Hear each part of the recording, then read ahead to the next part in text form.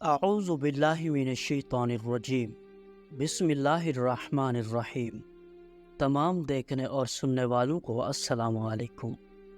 رات کی تاریکی چھا چکی تھی اور مکہ اپنی گھاٹیوں کے ساتھ تاریک اندھیرے میں چھپ چکا تھا۔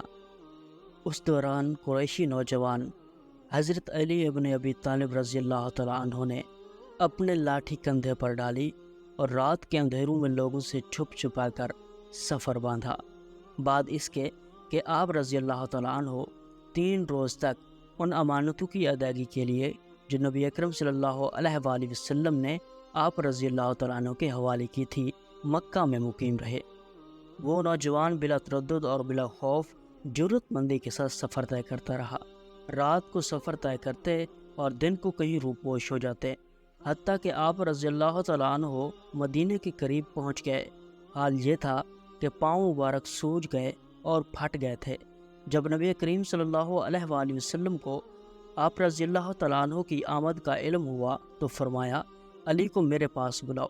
عرض کیا گیا، وہ تو پیدل نہیں چل سکتے، زیادہ چلنے کی وجہ سے ان کے پاؤں متورم ہیں۔ چنانچہ خود نبی اکرم صلی اللہ علیہ وآلہ وسلم ان کے پاس تشریف لے گئے۔ آپ صلی اللہ علیہ وآلہ وسلم نے دیکھا کہ حضرت علی رضی اللہ تعالیٰ عنہ زمین پر پڑے ہیں۔ آپ صلی اللہ علیہ وآلہ وسلم جذبہ شفقت و رحمت سے رونے لگے اور شوق سے گلے لگا لیا۔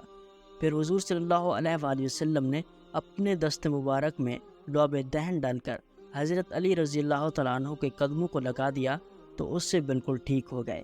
پھر حضرت علی رضی اللہ تعالیٰ عنہ کو تادم حیات اپنے پاؤں میں کبھی تکلیف محسوس نہیں ہوئی۔ تو پیارے دوستو، یہ تھا حضور صلی اللہ علیہ وآلہ وسلم کا معجزہ۔ اگر آپ اسلامک ویڈیوز دیکھنا چاہتے ہیں تو اسلامی بندہ یوٹیوب چینل ضرور سبسکرائب کریں۔ اللہ آپ سب کا حامی و ناصر ہو۔ دعاؤں میں ضرور یاد رکھیے گا۔ اللہ حافظ۔